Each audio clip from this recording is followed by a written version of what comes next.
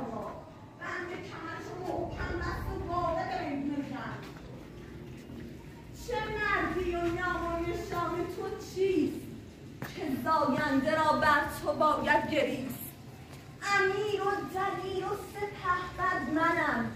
سرت را همکنون ز تن برکنم فرستم به نزدیک شاه جهان تنت را کنم زیر گردم جنگ بین دوتا شروع شد اول شمشیرها رو از خلاف کشیدم چند ضربه به هم زدم در ما هیچ کدام بایدن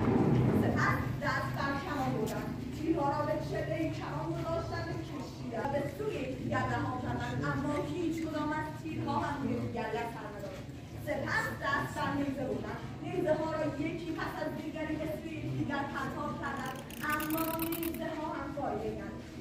سهراب که هیچ کدوم از ضرباتش توی هماوردش تاثیر نداره فکری به سرش رفت گرز گران رو برداشت چند جوری دور سرش چرخوند و محکم به زره گردآفرید زد زره به دو نیم تقسیم شد و گردآفرید سنگ خودش رو دمشور کرد و از میدون کارزار از این طرف سهراب با در عشق دنبالش خواست در راه سهراب سیری شده با تمام سواری که برش باقی میده بود کشید و به گردآفرید رها کرد اما تیر به جای گردآفرید بخوره به اسبش و پرتو هم بر زمین افتادند و تکه‌ای از موهای گردآفرید از کلاه کشیده بودند سهراب بالای سرش ایستاده بود و همه ماجرا رو از ایران سپاه چون دختر آید به آوردگاه گردآفرید که سهراب را یا به بند اصابت می‌گیره با من به روز سفید داد من آنجا همه حاضران سهراب که می‌دونی شده اون رو خیلی رو به دست بیاره پیشنهادش رو قبول کرد و با هم رسید وقتی به رسیدن درها دیدش که باز شد وارد شد و درها بسته شد و سهراب همانجوری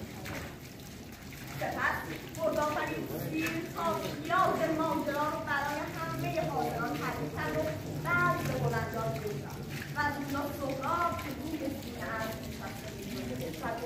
گفت ای شاه ترکانوشی چرا رنج گشت می‌کنی بازگرد هم از آمدن هم به دشت نبرد بخندید آنگه گفت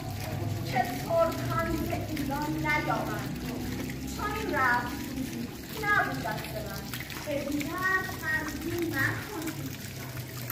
سهراب به قدری از این کار ننبود که کار میزدی خونه شهر نمید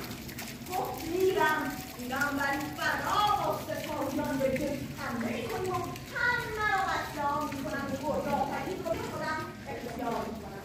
فردا صبح وقتی سهراب با لشکریانش به جز رسیدند درها دیدش که باز شد نه تنها از گردآفرید بلکه از هیچ نوبندگی هم خبری نبود و اینه بود که سهراب در اولین آخرین خرج ناکام